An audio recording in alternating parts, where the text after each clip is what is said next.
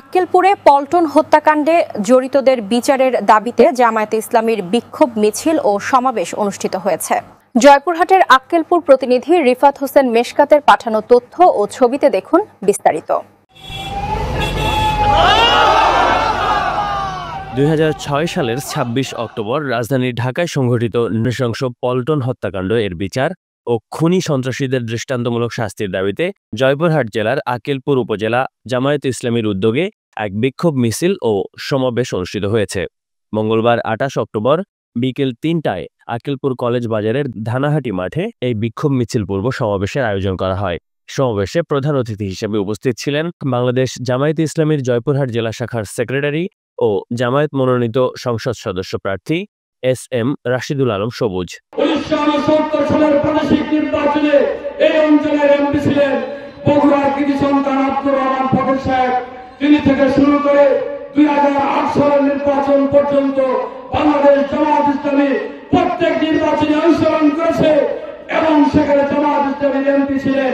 আপনারা কি শুনেছেন কোন এমপি চাল চুরি, কম চুরি, দুর্নীতির দায়ে গ্রেপ্তার হয়েছে? অনুষ্ঠানে সভাপতিত্ব করেন বাংলাদেশ জামায়াত ইসলামী আক্কেলপুর উপজেলা শাখার আমির মাওলানা শফিকুল হাসান দীপু। জামায়াত ইসলামী পথহারা দিশাহারা মানুষের দ্বারে দ্বারে ঘুরে কোরআন তুলে দিয়ে বলছে, হে মুসলিম এসো, কোরআন পড়ো, কোরআন বোঝো, কোরআন মানো। আমরা জামায়াত ইসলামী প্রত্যেকটি মুসলমানকে কোরআনের দাওয়াত দিয়ে জান্নাত উপযোগী মানুষ বানাতে চাই। আমরা জান্নাতের টিকিট বিক্রি করি না। বক্তব্যে এস.এম. রাশিদুল আলম সবুজ বলেন, ২০০৬ সালের ২৬ অক্টোবর ঢাকায় সংঘটিত সেই নৃশংস ঘটনায় আমরা শ্রদ্ধার সাথে স্মরণ করছি। একই সঙ্গে ঘটনার সঙ্গে জড়িত খুনি সন্ত্রাসীদের দ্রুত বিচারের আওতায় আনার দাবি জানাচ্ছি। সমাবেশে আরও উপস্থিত ছিলেন উপজেলা সেক্রেটারি মাওলানা মোহাম্মদ মোস্তাফিজুর রহমান, অফিস সেক্রেটারি মোস্তাফিজুর রহমান, প্রচার সেক্রেটারি সাখাওয়াত হোসেন সুইট, বাইতুল মাল সেক্রেটারি হাবিবুর রহমান, পৌর আমির জাকারিয়া হোসেন, পৌর সেক্রেটারি রিপন হোসেন সহ উপজেলা, পৌর ও ইউনিয়ন জামায়াতের নেতৃবৃন্দ।